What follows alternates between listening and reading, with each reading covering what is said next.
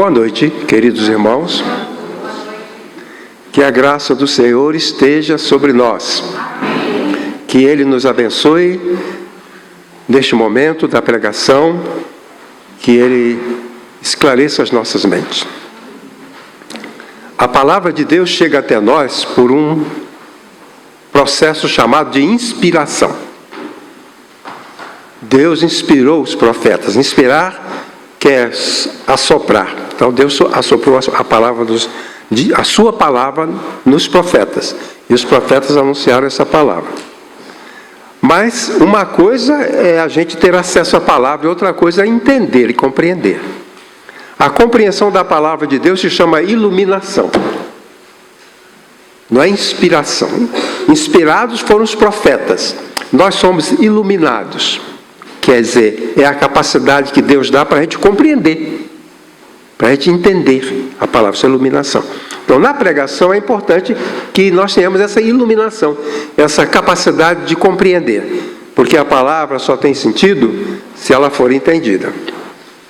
Bom, hoje eu vou falar sobre o tema a verdadeira eleição. Esse tema é escolhido porque nós estamos pensando nessa palavra o tempo todo. É a palavra mais falada ultimamente, por causa das eleições que nós temos de realizar, estamos realizando, do primeiro turno, e agora o segundo turno das eleições. Mas a eleição existe também na Bíblia. A palavra eleição aparece várias vezes na Bíblia. A palavra eleição, a palavra eleger e a palavra eleito. E havendo na Bíblia um ensino sobre essa eleição, vale a pena, por causa do tempo, a gente falar sobre o assunto. Quando a gente prega num funeral, a gente diz que aquela pregação é uma pregação ocasional. A gente só prega aquele sermão no funeral, é ocasional. Então, nesse caso, o assunto é ocasional, está dentro da ocasião. A verdadeira eleição. Vamos prosseguir. A ideia central, o pensamento central é o seguinte: a verdadeira eleição é a eleição divina, efetuada por Deus, em função da obra de Cristo. A Bíblia ensina que Deus elege pessoas. Deus também tem um processo de eleição. E essa eleição tem umas certas características.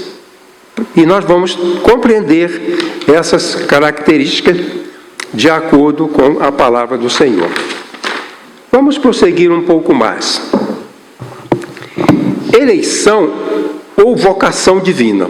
A palavra eleição, a palavra vocação ou chamado, elas têm o mesmo significado.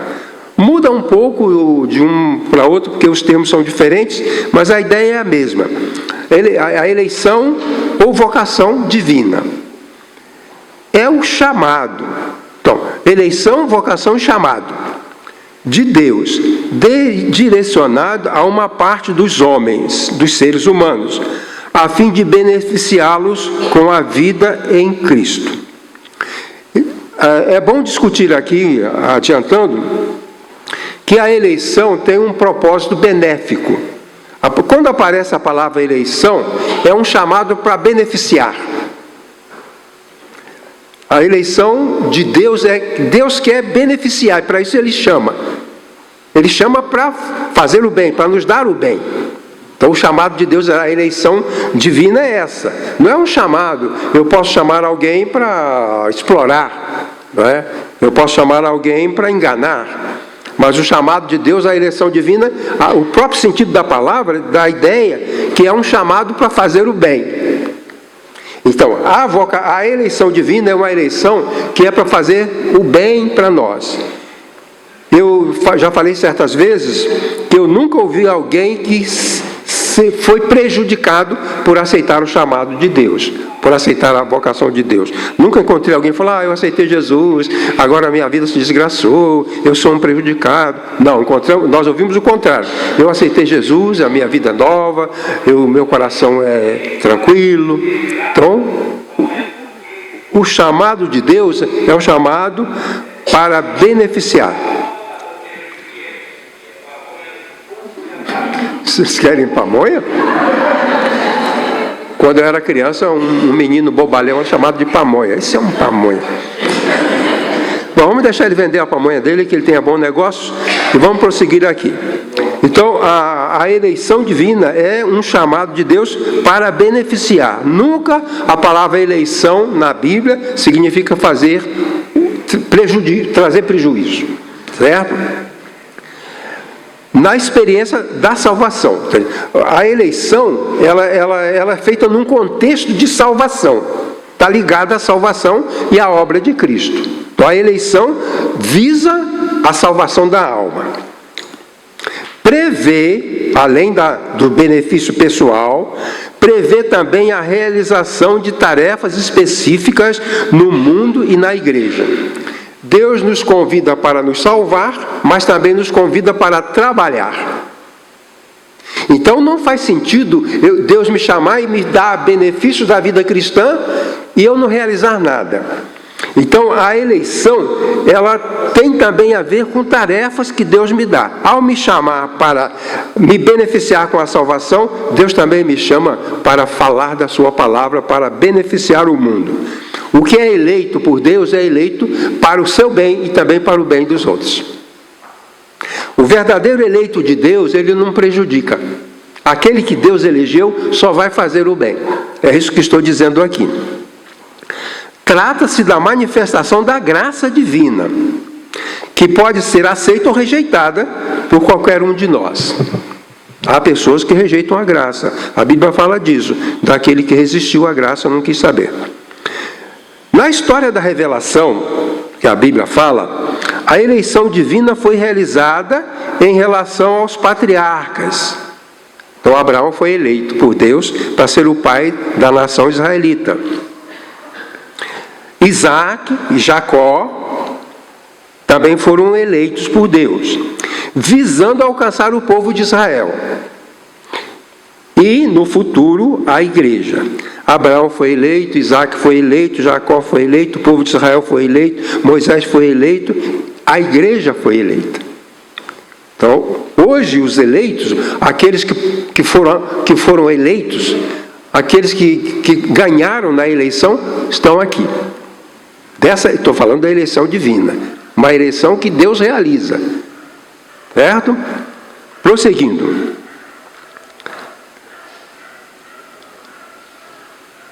Continuando o seguinte slide, por favor. A eleição é fruto da graça. É incondicional, é imerecida, é garantida e definitiva. Não é um projeto de última hora ou um improviso, mas um plano estabelecido por Deus desde antes do início do universo.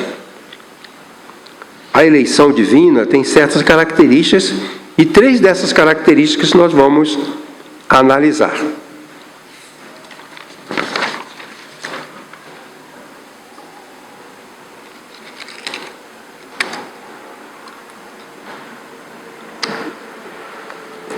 Bom, então a primeira consideração.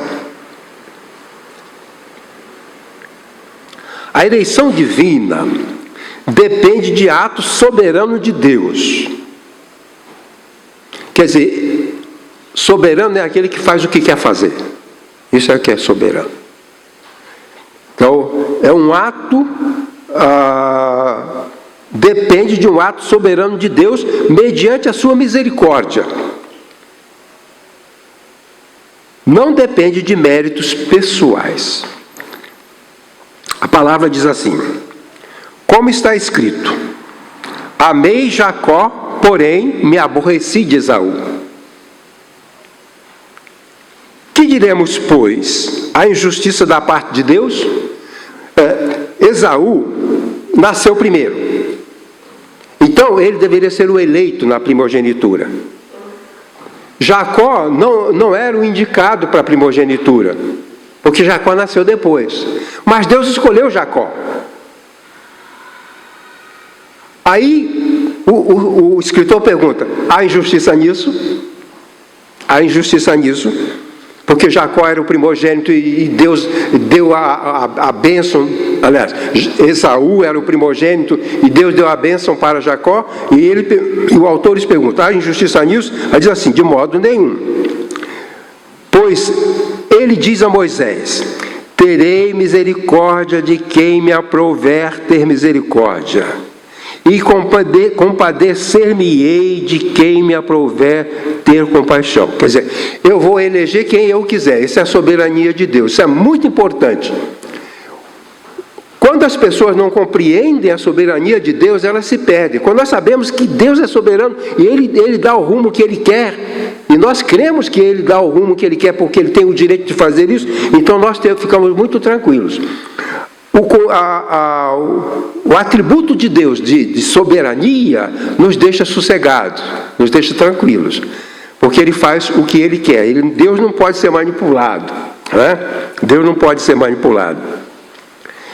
E diz mais: assim, pois, não depende de quem quer ou de quem corre, mas de usar Deus a sua misericórdia. Agora, nas eleições, a gente vê que cada um quer mostrar o quanto é bom para ser eleito. Os candidatos querem mostrar o quanto eles têm méritos, quantos são os seus méritos. Na eleição divina, isso não conta. Não conta. Deus não está vendo se você é o melhor ou se você é o pior. Ele elege aquele a quem Ele quer eleger. Eu já vi cristãos que têm uma certa arrogância. Eu sou salvo, Jesus me salvou, esse é um miserável bêbado. Tem gente que pensa assim. Quer dizer, eu aceitei o Evangelho porque eu sou bom, eu sou melhor. Mas não é isso. Deus escolheu Jacó e não escolheu Esaú, que era o que se esperaria. Vejam só, Abraão é o pai do povo de Deus. Abraão é o pai da fé. Aí eu pergunto a você: haveria alguém melhor do que Abraão? Se Deus fosse escolher o melhor ou o pior, haveria alguém melhor do que Abraão? O que você acha? Havia. Melquisedeque era melhor do que Abraão. Por quê? Primeiro, Deus queria Abraão para ser o pai de uma nação. Melquisedeque era rei. Quem é melhor para ser o pai de uma nação? Um pastor de ovelhas que anda perdido pelo deserto ou um rei no seu trono? Melquisedeque era sacerdote do Deus vivo. Então Deus tinha um rei, tinha um sacerdote e escolheu Abraão. Então essa eleição não conta com mérito. Abraão entregou os dízimos para Melquisedeque. A lei dizia que o pior entrega o dízimo para o melhor. Então, se Abraão entregou o dízimo para Melquisedeque, é porque Melquisedeque tinha uma melhor relação com Deus do que o próprio Abraão. E tem mais: Melquisedeque abençoou Abraão. O melhor abençoa o pior. Então Abraão era pior. E Deus não escolheu Melquisedeque, escolheu Abraão. Na carta aos Hebreus, o escritor gasta uma longa discussão falando de Melquisedeque. Melquisedeque passou a ser um símbolo do sacerdócio eterno de Cristo. Abraão não é símbolo disso. Então, quem é que é melhor, o pai de uma nação ou aquele que é o símbolo de um sacerdócio que dura para todo sempre? Então, Melquisedeque. Então, é bom lembrar isso, que a eleição divina não depende do que possamos fazer ou que já tenhamos feito. Por isso, eu sou tranquilo, porque eu não presto e Deus me elegeu. Tem gente melhor do que eu? Tem. Tem gente melhor do que eu para estar aqui? Tem. Mas Deus que me colocou. Então, Ele é justo. Para Ele é justo, Ele não é injusto. Pois bem, 2 comentários. Primeiro, Deus permanece justo no exercício de sua soberania, o que demanda humildade da parte humana. Então, diante disso tudo, que Deus me escolheu porque Ele quis e não porque eu sou melhor, diante disso tudo eu só tenho uma postura: humildade diante de Deus, diante dos outros. O apóstolo Paulo diz: Deus teve misericórdia de mim, sendo eu o principal dos pecadores. Paulo reconheceu isso, porque eu perseguia a igreja de Deus, eu mandei matar as pessoas, eu odiei Jesus Cristo e odiei os seus seguidores. Eu sou o pior dos pecadores, mas Deus teve misericórdia de mim. Irmão, se algum dia você tiver uma sensação de culpa ou uma impressão de que você não é querido por Deus, expulse esse pensamento, porque Deus escolhe quem Ele quer. Então, Ele escolheu Abraão, não escolheu Melquisedeque, escolheu o povo de Israel. Deus queria formar um povo, para nesse povo colocar o seu Cristo Salvador. Aí o apóstolo Paulo pergunta: Israel era melhor do que os outros povos? Não era. O que a irmã falou hoje aqui, a irmã Bernadette, sobre como eles agiam, matar criança, matava adulto, matava mulher, era um povo mau.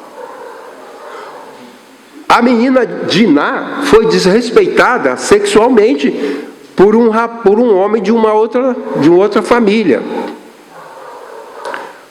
Os filhos de Jacó foram lá àquela casa onde morava o rapaz que desrespeitou a Diná. Mataram o rapaz. Mataram o pai, mataram a mãe, mataram todo mundo, mataram o gato, mataram o cachorro. Eles mataram, é gente ruim. E Deus falou: eu tenho misericórdia desse povo, eu quero esse povo, não porque é o melhor. Irmãos, quando as coisas dão certo na nossa vida, às vezes nós achamos: eu sou tal, Deus me cobriu de bênção. Essas igrejas onde as pessoas ficam dando testemunho, eu fico às vezes olhando e falo: que arrogância, que vaidade, né? Deus agora me deu uma casa na praia, agora Deus me deu não sei o quê, olha, eu tinha uma loja, agora tenho 5. Isso é arrogância pura. Deus não está olhando quem tem mais casa na praia ou menos casa na praia. Ele está olhando aquele que gostou do filho dele, aquele que gostou de Jesus.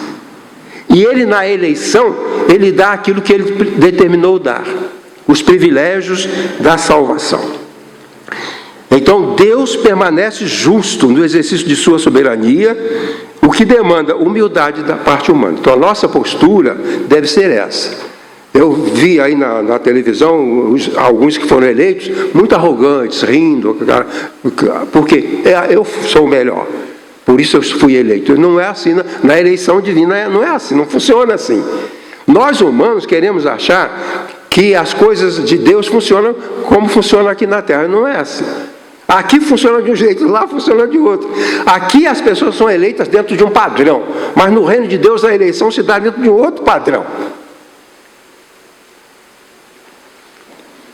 O segundo comentário é que a misericórdia de Deus é a base de todos os seus atos.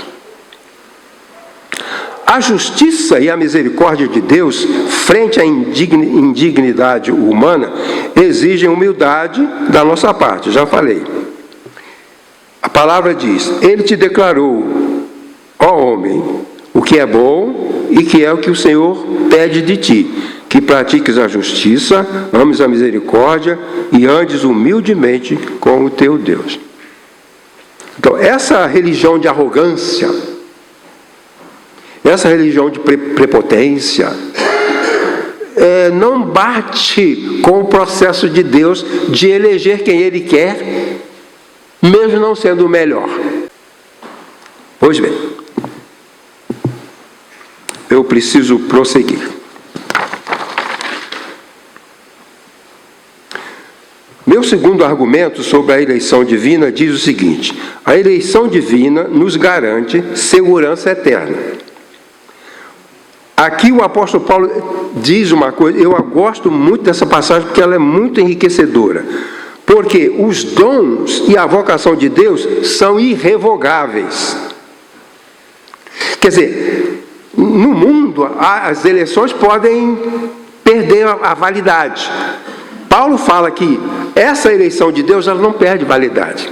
Olha, Collor foi eleito, ficou muito orgulhoso, muito vaidoso, falou que era maravilhoso, que ele comentava que as sensações, era jet ski, era avião a jato. Impeachment. Essa eleição, ela não é garantida. Não tem garantia. Às vezes nós queremos ficar aí, estribados, achando que tem garantia, a nossa posição não tem. A Dilma, impeachment. De tempo em tempo a gente ouve isso. Deputado foi cassado, vereador foi cassado. Então, essa eleição é uma eleição que não tem garantia. Agora, o que diz a Bíblia? Os dons e a vocação de Deus são irrevogáveis. Muitas igrejas pregam que você pode receber a eleição de Deus, receber a salvação, mas você pode perder essa salvação. Então, as pessoas que ensinam em algumas igrejas, você tem que fazer isso, fazer aquilo, para você não perder sua salvação, vem com essas coisas. Paulo diz que quando Deus nos elege, isso é irrevogável. Não tem ninguém que possa cancelar a eleição que Deus nos atribuiu quando aceitamos o seu Filho. Quando aceitamos o seu Filho.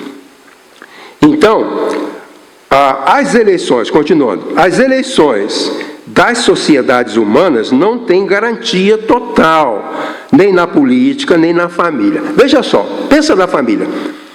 Um jovem solteiro conhece uma moça solteira, se encanta por ela. E começa o namoro, ele diz assim: você é a minha eleita, quero casar com você. Aí ela diz para ele: você é o meu eleito, eu quero casar com você. Aí se casam. 10, 15 anos depois, a mulher chega e diz: pastor, eu não amo mais meu marido. Acabou a eleição. O divórcio. Aí os dois se divorciam. Um dia houve a eleição e era de verdade. Não era mentira não. Quando ele elegeu, o coração dele estava cheio daquele interesse. Mas ela não perdurou. Porque não é irrevogável. Se hoje um jovem elege uma namorada e noiva e esposa, tudo bem, ele elegeu, mas isso não é irrevogável. Então nós devemos pular de alegria, porque Deus nos elegeu numa eleição irrevogável. Paulo fala, ele explica, porque ele fala de pessoas ruins, pessoas que erram. Depois ele diz: os dons e a vocação de Deus são irrevogáveis. Então, as eleições, como disse, das sociedades humanas, não tem garantia. Nem na política, nem na família, nem em emprego. A gente pode passar num concurso e assumir um cargo público e um dia aquela companhia ou aquela instituição acaba e a gente pode ficar sem o trabalho. Então, Deus não cancela os privilégios conferidos na eleição divina. O privilégio da alegria da salvação, o privilégio da vida em Deus, o privilégio da paz de Cristo, são privilégios que não são cancelados.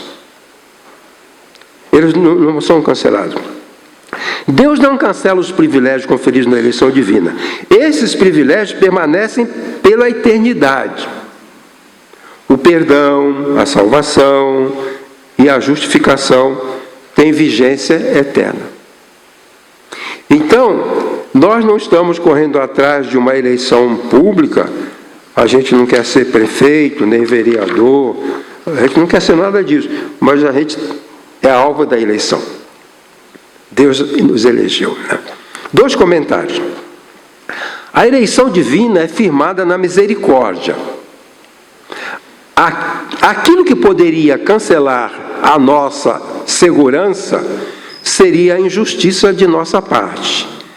Mas a misericórdia triunfa sobre o juízo. É uma coisa interessante, irmãos. É que o apóstolo Paulo trabalha com a ideia da misericórdia e do juízo. Então, Jesus me salvou, certo? Aí eu vou comparecer diante de Deus para prestar conta. Eu estarei diante do juízo. O juízo diz que eu errei e que devo pagar. Aí vem a misericórdia, e a misericórdia triunfa sobre o juízo. Onde chega a misericórdia, ela fala, o juízo aqui não funciona. O que vai funcionar aqui é a misericórdia. Deus é justo e é misericordioso. E a misericórdia triunfa sobre o juízo. Há pessoas que carregam culpas, cristãos que carregam culpas, não precisa carregar culpa. Porque onde abundou o pecado, superabundou a graça. Foi essa maneira, que esse é um modo de Deus. Deus criou esse processo. Onde abundou o pecado, superabundou a graça. Então, por quê? Os dons e a vocação são irrevogáveis. Nós somos alvo de uma eleição, a eleição divina, e essa eleição é irrevogável. Pode ficar tranquilo, você estará lá. Quando Deus fizer a chamada, vai chamar seu nome. Né? Não tem como. Em outro lugar, o apóstolo diz que Deus não pode mentir. É impossível. Não tem como Deus mentir. Se ele declarou que aquele que tem o seu filho tem a vida eterna, ele não pode, ele não vai revogar. Ele vai voltar atrás. Agora, lamentavelmente, muitas pessoas não têm essa compreensão. O que dá garantia, continuando, é melhor voltar um pouco. A eleição divina tem garantia plena porque Deus não muda os seus planos. E o texto bíblico, porque eu, o Senhor, não mudo. No casamento, o casamento falha porque as pessoas mudam, né? As pessoas mudam. Quando o rapaz ama aquela moça, o coração dele tem uma forma de ser e de sentir. Com o tempo muda. Agora, o coração de Deus não muda. Por isso, ele não vai mudar em relação a mim. Então, porque eu, Senhor, não mudo. Por isso, vós, filhos de Jacó, não sois consumidos. Eu, Senhor, não mudo. Os dons e a vocação de Deus são irrevogáveis.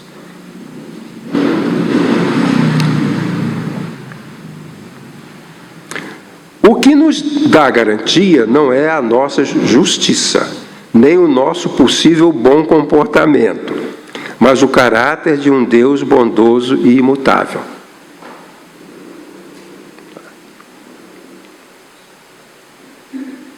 O meu terceiro argumento diz: a eleição divina tem um propósito eterno, tem um plano, tem uma razão de ser. Deus não fez um plano de eleger pessoas à toa. Ele sabia o que ele queria, ele sabe o que ele queria. Então, a vida cristã, ela está enquadrada num propósito de Deus, que é um propósito eterno. Não é para aqui só. O texto diz: vós, porém, sois raça eleita. Então está usando da eleição. Sacerdócio real, nação santa, povo de propriedade exclusiva de Deus, a fim de proclamardes as virtudes daquele que vos chamou das trevas para a sua maravilhosa luz. Aqui nós temos duas coisas. Primeiro, uma palavra de exaltação para os eleitos.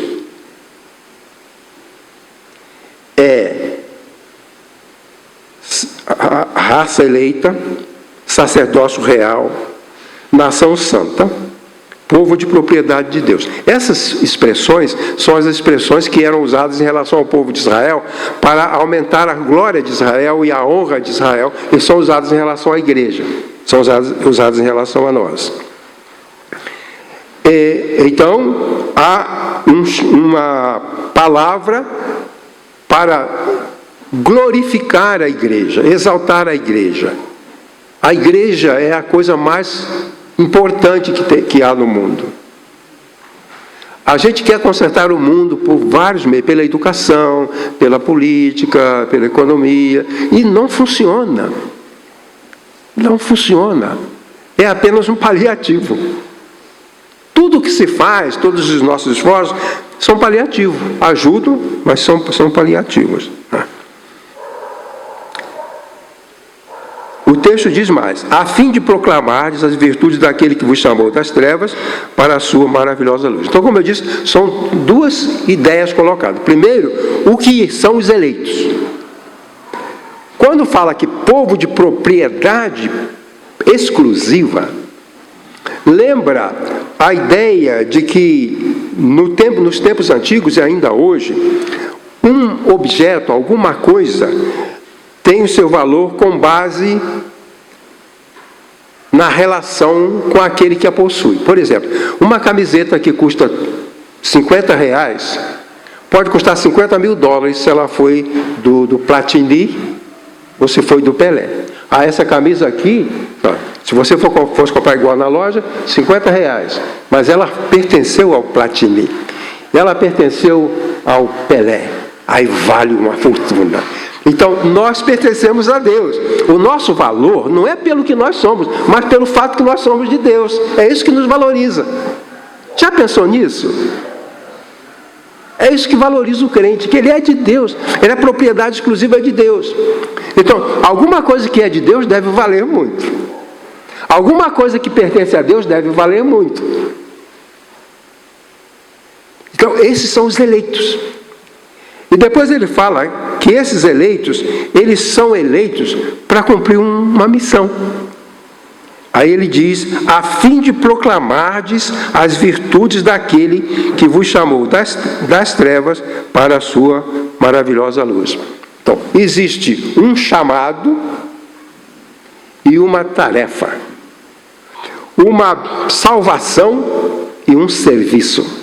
Quer dizer, Deus elegeu pessoas para engrandecê-las, para valorizá-las, para salvá-las, e deu a elas uma tarefa, para proclamar as virtudes daquele que vos chamou das trevas para a sua maravilhosa luz.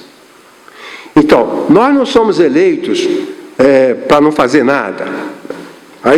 Aí fora, muitas vezes, nós sabemos pessoas que assumiram uma função lá e não fazem nada. Mas, aqui ele falou: vocês são tudo isso, propriedade de Deus, para proclamar as virtudes do Cristo. Para falar do que Deus faz ao mundo por meio do seu Filho. Então, há um propósito. Deus não me elegeu para ser simplesmente um crente deslumbrado, exaltado, arrogante pela minha fé. Mas Ele me convidou, me elegeu para ser propriedade dEle. Então o nosso valor está aí. Eu posso não valer nada. Eu conheci crentes pobres, jogados, desprezados, mas para Deus, ele pertence a Deus. Então, aquele valor maravilhoso por causa do dono. Jesus é o Senhor da sua vida, Ele é o seu proprietário. Então, tudo que for de Jesus vale muito. Não fique triste se houver problema, se perder o emprego, se o marido maltratou, se o filho desrespeitou. Isso aí não diminui o que você vale para Deus. A cada dia alguma coisa tenta nos diminuir. E às vezes a gente fica lá diminuído. Mas nós somos a propriedade de Deus, o povo eleito, a raça eleita. 2 comentários antes de concluir. A eleição divina demonstra o valor do povo de Deus. Já comentei.